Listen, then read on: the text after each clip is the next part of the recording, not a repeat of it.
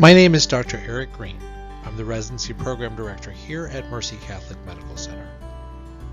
In this short video, we're going to describe our commitment to our residents and how we make each one of our residents successful. At Mercy, our residents represent graduates of medical schools in 5 different continents, and we're always looking for Australians to make up a 6th.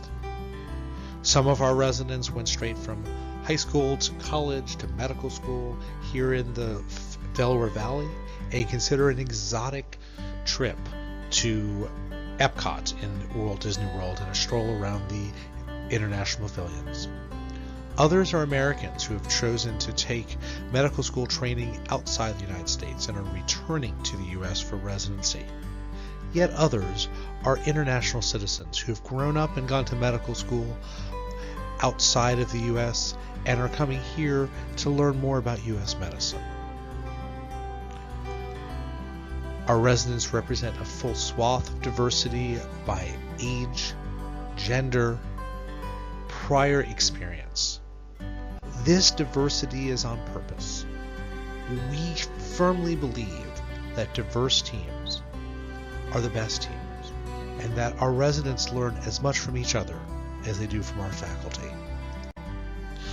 At Mercy, we recognize that success is more than time spent on the floors. We make sure our residents have opportunities for greater enrichment, whether this is our annual Doctor's Day celebration, where we celebrate the achievements of the medical staff and the residents, or it is our welcoming and teamwork activities, such as our opening cruise that we traditionally held every summer, or whether it is a recognition that everyone learns differently and a commitment to providing electronic resources, including pre-purchasing ACP membership as well as MaxApp membership for all of our categorical residents. Or whether it is the importance of disseminating work beyond the walls of Mercy Catholic Medical Center. We offer travel reimbursement, once COVID is done of course, for residents who present both research and clinical vignettes at any major national meeting. We also recognize that at Mercy there is more to our training than just classroom learning and service-based learning. We take advantage of our clinical learning environment and host special seminars in teamwork. We understand the importance of procedural skills and integrate simulation into our orientation as well as our day-to-day clinical learning environment.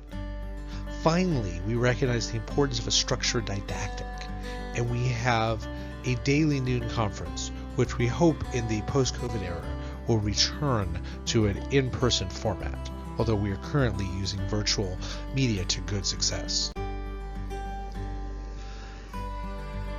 Most importantly, at Mercy, residents are our primary focus.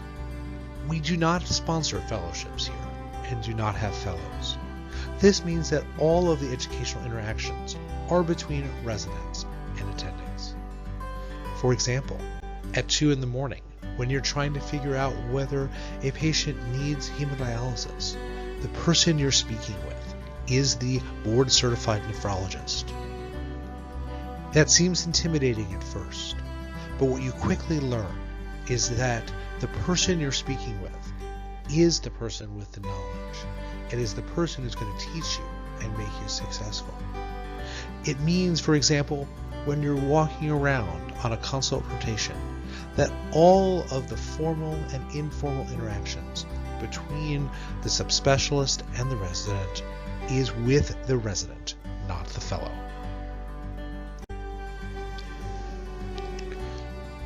We understand also that there are so many different diverse resources and so many different learning styles that we need to expand our learning beyond the bedside.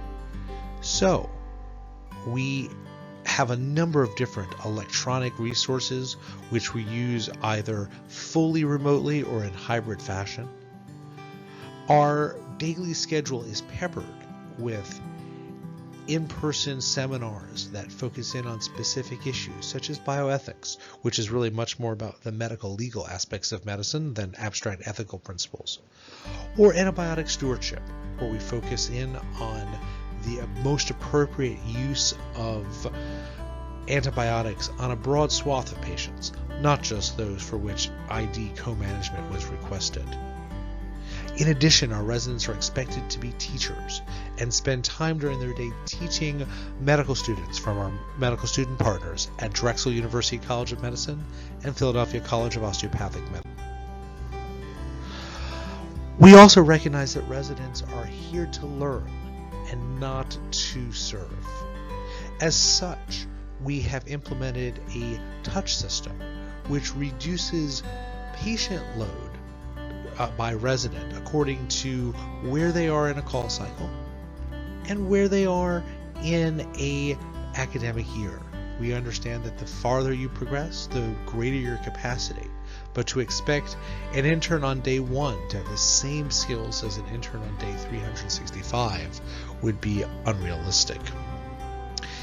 In addition, we recognize that resident workload is dictated by the number of patients they see during a day, not by the number of patients who may be arbitrarily on their census at a specific hour, and limit that total number to a reasonable number that will allow our residents time to learn as well as learn from our patients.